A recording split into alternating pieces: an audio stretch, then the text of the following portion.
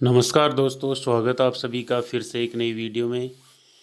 देखिए दोस्तों, आज हम पढ़ने जा रहे हैं गुप्त साम्राज्य। पिछले वीडियोस में हमने मौर्य साम्राज्य को पढ़ा है। आज शुरुआत करते हैं हम गुप्त साम्राज्य की। तो चलिए दोस्तों, पहले क्वेश्चन का, गुप्त वंश का संस्थापक किसे माना जाता है? जो गुप्त वंश था उसका संस्थापक श्री गुप्त को माना जाता है। और इन्होंने गुप्त वंश की स्थापना कब की थी? 275 ईस्वी में। चलिए दोस्तों, क्वेश्चन नंबर 2 देखते हैं। कौन से गुप्त शासक ने महाराजाधिराज की उपाधि धारण की थी? कौन सा गुप्त शासक था जिसने महाराजाधिराज की उपाधि धारण की थी? वो शासक था चंद्रगुप्त प्रथम। इनकी उपाधि मिलती है महाराजाधिराज। चलिए दोस्तों, क्वेश्चन नंबर 3 देखते हैं। हरिसेन प्रयाग प्रशस्ति का रचयिता किसका दरबारी कवि था? जो हरिसेन था, हरिसेन की जो प्रशस्ति है उसका नाम मिलता है प्रयाग प्रशस्ति। ये किसका दरबारी कवि था? ये था समुद्रगुप्त का दरबारी कवि। तो दोस्तों याद रखना है कि हरिसेन की प्रशस्ति, जो हरिसेन ने रची थी, उस प्रशस्ति का नाम है प्रयाग प्रशस्ति। ये दरबारी कवि किसका था? हरिसेन, समुद्रगुप्त का। और समुद्रगुप्त का उल्लेख मिलता है प्रयाग प्रशस्ति में। समुद्रगुप्त की विजयों का उल्लेख मिलता है। चलिए क्वेश्चन नंबर 4। कौन से गुप्त शासक को कविराज भी कहा जाता था? समुद्रगुप्त को। समुद्रगुप्त को कविराज भी कहा गया है। और साथ ही साथ याद रखना आपको, इसके जो सिक्के मिले हैं उन पर वीणा बजाते हुए दिखाया गया है समुद्रगुप्त को। समुद्रगुप्त को वीणा बजाते हुए दिखाया गया है। क्वेश्चन नंबर 5 देखते हैं। नालंदा विश्वविद्यालय की स्थापना किसने की थी? कुमार गुप्त ने। नालंदा विश्वविद्यालय था, उसका संस्थापक कौन था? कुमार गुप्त। चलिए दोस्तों, क्वेश्चन नंबर 6 देखते हैं। चीनी यात्री फाहियान किस गुप्त शासक के काल में भारत आया था? जो चीनी यात्री फाहियान था वो कौन से गुप्त शासक के काल में भारत आया था? चंद्रगुप्त द्वितीय के काल में। और याद रखना दोस्तों कि जो फाहियान की जो रचना है उसका नाम हमें क्या मिलता है? फा को की। फा को की नाम की रचना थी फाहियान की। और ये चंद्रगुप्त द्वितीय के काल में भारत आया था। चलिए क्वेश्चन नंबर 7 देखते हैं। महाभारत एवं रामायण का अंतिम रूप से संपादन किस काल में हुआ? जो महाभारत और रामायण है इनका अंतिम रूप से संपादन गुप्त काल में हुआ माना जाता है। चलिए दोस्तों, क्वेश्चन नंबर 8 देखते हैं। गुप्त काल का सबसे प्रसिद्ध मंदिर कौन सा माना जाता है? जो सबसे प्रसिद्ध मंदिर माना जाता है गुप्त काल का, वो माना जाता है देवगढ़ का दशावतार मंदिर। और ये दोस्तों याद रखना कहाँ पर है? उत्तर प्रदेश में है देवगढ़ का दशावतार मंदिर। चलिए दोस्तों, क्वेश्चन नंबर 9 की ओर मूव करते हैं। भारत में प्रथम सती होने का प्रमाण कहाँ से मिलता है? जो भारत में सती का प्रमाण मिलता है वो सबसे पहले कौन से अभिलेख से मिलता है या कहाँ से मिलता है? वो दोस्तों मिलता है हमें एरन अभिलेख से। याद रखना, भारत में प्रथम सती होने का प्रमाण एरन अभिलेख से मिलता है। और ये एरन अभिलेख कौन से गुप्त शासक का था? भानुगुप्त का माना जाता है एरन अभिलेख।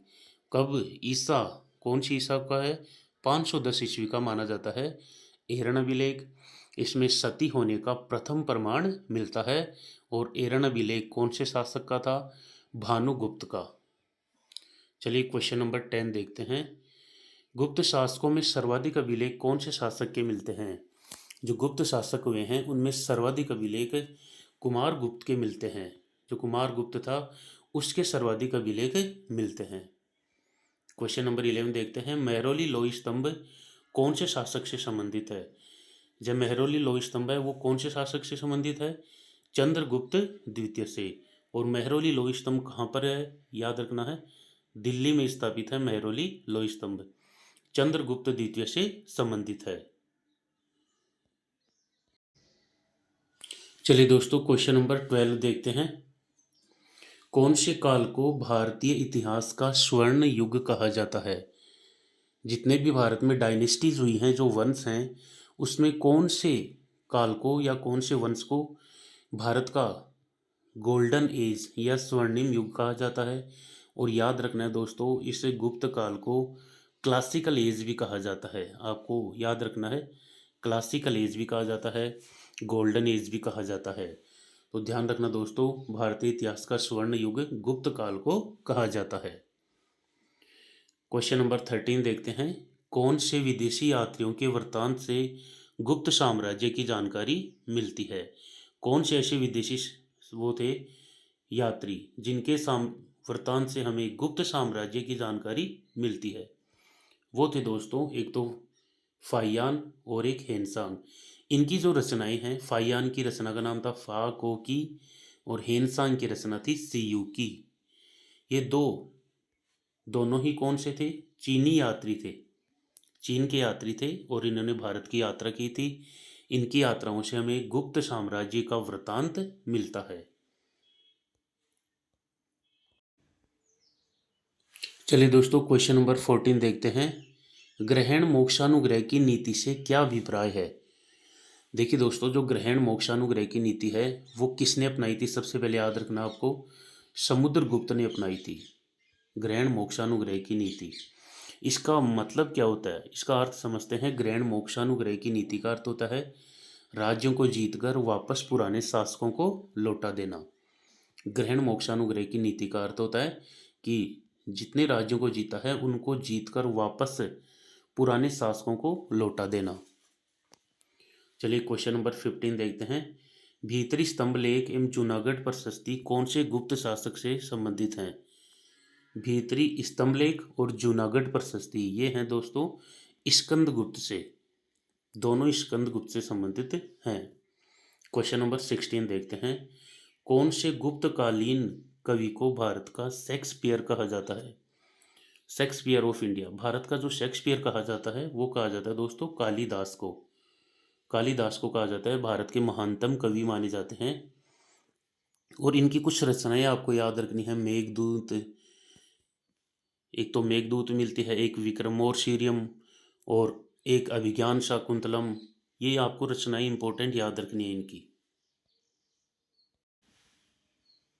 चलिए दोस्तों, क्वेश्चन नंबर 17 देखते हैं। कौन से गुप्तकालीन शासक के दरबार में नवरत्न थे? कौन सा गुप्तकालीन शासक मिलता है जिसके दरबार में नवरत्न थे? तो याद रखना है दोस्तों चंद्रगुप्त द्वितीय। एक तो याद रखना है कि चंद्रगुप्त द्वितीय की जो उपाधि मिलती है विक्रमादित्य, विक्रमादित्य की उपाधि धारण की थी चंद्रगुप्त द्वितीय ने। इनके दरबार में नवरत्न थे। अब वो नवरत्न कौन कौन से हैं वो मैं आपको बताने जा रहा हूँ दोस्तों। इसकी एक ट्रिक बता रहा हूँ आपको, ट्रिक याद रखनी है। अमर सिंह, ट्रिक याद रखनी है आपको, अमर सिंह, बेशक, वार वार, छापा मारो, काला धन घटाओ। ये ट्रिक याद रखनी है। देखिए दोस्तों, अमर सिंह, बेशक, वार वार, छापा मारो, यहाँ बार बार कर सकते हैं, बार बार से मतलब वार वार, काला धन घटाओ। अब इसमें दोस्तों याद रखना है कि देखिए दोस्तों, नौ नवरत्न थे उनकी ट्रिक है ये। तो देखिए दोस्तों, पहले नवरत्न कौन सा हो जाएगा? अमर सिंह, नंबर 1। नंबर 2 बे से हो जाएगा बेताल भट्ट, नंबर 2 हो गया बेताल भट्ट। शक से हो गया शंकु। अब यहाँ पर वार वार, ये 2 बार शब्द आ रहा है वार वार, तो एक वार से तो करना आपको वराह मिहिर और एक से करना है वर रुचि। तो 4 और 5 हो गए वराह मिहिर वर रुचि। छापा से करना है छपणक, छपणक हो जाएगा नंबर 6। यहाँ पर मारो है, इसको आपको याद नहीं रखना है। काला से याद करना है आपको कालिदास, नंबर 7 हो जाएगा कालिदास। धन से करना आपको धनवंतरी और घटाओ से करना है घटकर पर, तो 9वां हो गया घटकर पर। अमर सिंह, बेशक, वार वार, छापा मारो, काला धन घटाओ। अमर सिंह, नंबर 1 अमर सिंह, बे से बेताल भट्ट, शक से शंकु, नंबर 4 वराहमीर, 5 हो जाएगा वर रुचि, 6 हो जाएगा शपणक, 7वां कालिदास, 8वां धन्वंतरी और 9 और अंतिम घटाओं से घटकर पर। ये नवरत्न थे दोस्तों चंद्रगुप्त द्वितीय के दरबार में। इस ट्रिक से आप आसानी से याद कर लोगे। चलिए दोस्तों क्वेश्चन नंबर 18 की ओर मूव करते हैं। विदेशी इतिहासकार विंसेंट स्मिथ ने किस गुप्त शासक को भारतीय नेपोलियन कहा था? जो विंसेंट स्मिथ थे उन्होंने किस गुप्त शासक को भारतीय नेपोलियन की संज्ञा दी थी? समुद्रगुप्त को। तो याद रखना है, भारत का नेपोलियन या भारतीय नेपोलियन किसको कहा जाता है? समुद्रगुप्त को कहा जाता है। किसने कहा था? विंसेंट स्मिथ ने। चलिए दोस्तों क्वेश्चन नंबर 19 देखते हैं। स्वप्न वासव दत्ता, चारु दत्ता और अरुभंग किसकी रचनाएं हैं? भास की। स्वप्न वासव दत्ता, चारु दत्ता और अरुभंग किसकी रचनाएं हैं? भास की। चलिए दोस्तों क्वेश्चन नंबर 20 देखते हैं। कौन से गुप्तकालीन शासक को 100 युद्धों का विजेता कहा जाता है? कौन सा गुप्तकालीन शासक था दोस्तों जिसे हम 100 युद्धों का विजेता कहते हैं? तो वो था दोस्तों समुद्रगुप्त। समुद्रगुप्त को 100 युद्धों का विजेता कहा जाता है। याद रखना है, 100 युद्धों का विजेता समुद्रगुप्त। चलिए दोस्तों क्वेश्चन नंबर 21 देखते हैं आज का। कौन से गुप्त शासक ने देवगुप्त व महाराजाधिराज की उपाधि धारण की थी? चंद्रगुप्त द्वितीय ने। तो याद रखना देवगुप्त, महाराजाधिराज और तीसरी ओर याद रखना विक्रमादित्य। विक्रमादित्य इसकी उपाधि धारण करने वाला एकमात्र गुप्त शासक कौन था? चंद्रगुप्त द्वितीय। देवगुप्त, महाराजाधिराज और विक्रमादित्य की उपाधि धारण की थी। चलिए दोस्तों क्वेश्चन नंबर 22। किस गुप्तकालीन ज्योतिषी ने सर्वप्रथम यह बताया कि पृथ्वी अपनी धुरी पर घूमती है? कौन सा ऐसा ज्योतिषी था जिसने बताया था कि पृथ्वी अपनी धुरी पर घूमती है? वो थे आर्यभट्ट। आर्यभट्ट ने सबसे पहले बताया था कि हमारी जो पृथ्वी है वो अपनी एक्सिस धुरी पर घूमती है। चलिए दोस्तों क्वेश्चन नंबर 23 देखते हैं। गुप्त साम्राज्य का सर्वाधिक विस्तार कौन से शासक के समय हुआ? जितने भी गुप्त शासक हुए हैं उनमें सर्वाधिक विस्तार कौन से शासक के समय होता है? समुद्रगुप्त के समय होता है। चलिए दोस्तों क्वेश्चन नंबर 24 देखते हैं। Question number 24। गुप्त साम्राज्य में प्रांत व जिले के लिए कौन से शब्द मिलते हैं? जो गुप्त साम्राज्य था उसमें प्रांत व जिले के लिए कौन से शब्द मिलते हैं? देखिए दोस्तों प्रांत को कहा जाता था भुक्ति। गुप्त साम्राज्य में प्रांत के लिए क्या शब्द यूज किया गया था? भुक्ति। और जिला को कहा जाता था विषय। जिला को विषय कहा जाता था। और सबसे ऊपरी जो प्रशासनिक इकाई होती थी उसे राष्ट्र या देश की संज्ञा दी गई थी। तो याद रखना है, गुप्त काल में प्रांत या राज्य को क्या कहा जाता था? भुक्ति कहा जाता था और जिला को विषय कहा जाता था। चलिए दोस्तों क्वेश्चन नंबर 25। प्राचीन भारत में सर्वाधिक स्वर्ण मुद्राएं किस वंश के द्वारा जारी की गई? प्राचीन भारत में सर्वाधिक स्वर्ण मुद्राएं जारी करने वाला वंश कौन सा था? गुप्त वंश। गुप्त वंश के शासकों ने सर्वाधिक स्वर्ण मुद्राएं जारी की थी। और याद रखना दोस्तों जो गुप्तकालीन स्वर्ण मुद्राएं होती थी इनको क्या कहा जाता था? दिनार कहा जाता था। गुप्त काल में जो स्वर्ण मुद्राएं होती थी इनको क्या कहा जाता था? दिनार। चलिए दोस्तों क्वेश्चन नंबर 26। मृच्छकटिकम का लेखक कौन है? जो मृच्छकटिकम गुप्तकालीन जो रचना है उसका लेखक कौन है दोस्तों? शूद्रक। शूद्रक ने रचना की थी मृच्छकटिकम की। चलिए दोस्तों क्वेश्चन नंबर 27 की ओर देखते हैं। गुप्त राजाओं ने कौन से धर्म को आश्रय दिया था? जो गुप्तकालीन शासक थे उन्होंने कौन से धर्म को संरक्षण या आश्रय दिया था? तो दोस्तों वो याद रखना आपको, वैष्णव धर्म को। वैष्णव धर्म को आश्रय या संरक्षण दिया था गुप्तकालीन शासकों ने। चलिए दोस्तों क्वेश्चन नंबर 28 देखते हैं। गुप्त काल में पुलिस विभाग का सर्वोच्च अधिकारी क्या कहलाता था? दंडपाशिक। देखिए दोस्तों गुप्त काल में जो प्रशासनिक संस्थाएं थी उनमें जो पुलिस विभाग था उसका सबसे बड़ा जो अधिकारी है सर्वोच्च अधिकारी कहलाता था, वो कहलाता था दंडपाशिक। चलिए क्वेश्चन नंबर 29 देखते हैं आज का। गुप्त काल में सबसे बड़ी प्रशासनिक इकाई का शासन या शासक, याद रखना है यहाँ को कि गुप्त काल में जो सबसे बड़ी प्रशासनिक इकाई थी उसका शासक क्या कहलाता था? गोप्ता।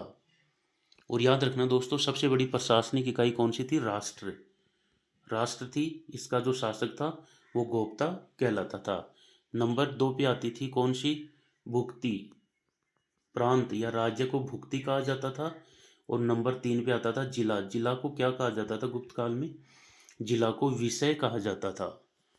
चलिए दोस्तों, क्वेश्चन नंबर 30। कौन से गुप्त शासक ने विक्रमादित्य एवं परम भागवत की उपाधि धारण की थी? कौन सा गुप्तकालीन शासक था जिसने विक्रमादित्य एवं परम भागवत की उपाधियां धारण की थी? वो था दोस्तों चंद्रगुप्त द्वितीय। विक्रमादित्य एवं परम भागवत। क्वेश्चन नंबर 31 देखते हैं। 31 वाला क्वेश्चन है दोस्तों, गुप्त साम्राज्य में लेन देन का व्यवस्थापक क्या कहलाता था? जो गुप्तकालीन प्रशासनिक व्यवस्था थी उसमें जो लेन देन होता था, एक्सचेंज, उसका जो व्यवस्थापक कहलाता था दोस्तों, उसका क्या संज्ञा दी गई थी? श्रेणिक। लेन देन का जो व्यवस्थापक था उसे श्रेणिक कहा जाता था। क्वेश्चन नंबर 32 देखते हैं। कौन से स्तंभ लेख में हूणों के आक्रमण की जानकारी मिलती है? कौन सा ऐसा लेख है या स्तंभ लेख जिसमें भारत में हूणों के आक्रमण की जानकारी मिलती है? तो वो दोस्तों है भीतरी स्तंभ लेख। भीतरी स्तंभ लेख से हमें हूणों के आक्रमण की जानकारी मिलती है। क्वेश्चन नंबर 33 देखते हैं आज का। अष्टाध्यायी का लेखक कौन था? जो अष्टाध्यायी जो रचना थी इसका लेखक किसे माना जाता है? पाणिनि को। तो अष्टाध्यायी किसने लिखी थी? पाणिनि ने। पाणिनि ने लिखी थी अष्टाध्यायी। चलिए दोस्तों, आज का क्वेश्चन नंबर 34 देखते हैं। समुद्रगुप्त की प्रयाग प्रशस्ति पर किस मुगल शासक का लेख उत्कीर्ण है? देखिए दोस्तों, सबसे पहले आपको याद रखना है कि जो प्रयाग प्रशस्ति थी उसका रचनाकार कौन था? उसका रचनाकार था हरिसेन। ये याद रखना है। प्रयाग प्रशस्ति जो थी, इस प्रशस्ति का रचयिता कौन था? हरिसेन। और हरिसेन किसका दरबारी कवि था? समुद्रगुप्त का। ये भी याद रखना है। हरिसेन किसका दरबारी कवि था? समुद्रगुप्त का दरबारी कवि था। और प्रयाग प्रशस्ति में समुद्रगुप्त की विजयों का उल्लेख मिलता है हमें। तो ये जो प्रयाग प्रशस्ति है इस पर किस गुप्तकालीन जो शासक था वो समुद्रगुप्त का प्रयाग प्रशस्ति का। लेकिन हमें क्वेश्चन ये पूछता है किस मुगल शासक का लेख उत्कीर्ण है इस पर? ऐसा कौन सा मुगल शासक था जिसका लेख प्रयाग प्रशस्ति पर उत्कीर्ण है? तो वो था जहांगीर। जहांगीर का लेख प्रयाग प्रशस्ति पर उत्कीर्ण मिलता है। चलिए दोस्तों, क्वेश्चन नंबर 35 और आज का अंतिम प्रश्न देखते हैं। गुप्त काल में सोने के सिक्के क्या कहलाते थे? जो गुप्त काल था उसमें सोने के सिक्कों को क्या संज्ञा दी गई थी? याद रखना है। देखिए दोस्तों, सोने के सिक्कों को दिनार कहा जाता था। क्या कहा जाता था? दिनार। और अगर आपको पूछ ले कि चांदी के सिक्के, सिल्वर कॉइन्स, जो चांदी के सिक्के थे दोस्तों वो कहलाते थे रूपक। क्या कहलाते थे? रूपक। या कहीं जगह उल्लेख रूपक भी मिलता है। भ्रमित नहीं होना आपको, रूपक या रूपक। चांदी के सिक्कों को रूपक या रूपक कहा जाता था। और जो सोने के सिक्के थे गोल्ड कॉइन्स, इनको कहा जाता था दोस्तों दिनार। तो दोस्तों ये थे आज के महत्वपूर्ण 35 प्रश्न गुप्त काल से संबंधित। और तो ये दोस्तों, ये जो सारे 35 प्रश्न हैं ये एनसीईआरटी बेस्ड हैं, सारी फैक्चुअल क्वेश्चंस हैं। और ऐसे क्वेश्चंस दोस्तों जो काफ़ी एग्ज़ाम्स में रिपीट होते हैं और आने वाली सभी एग्ज़ाम्स के लिए काफ़ी इम्पोर्टेंट हैं। और रीट पात्रता के लिए तो काफ़ी इम्पोर्टेंट साबित होंगे ये प्रश्न। तो बने रहिए हमारे साथ और मिलते हैं नेक्स्ट वीडियो में। तब तक के लिए जय हिंद, जय भारत।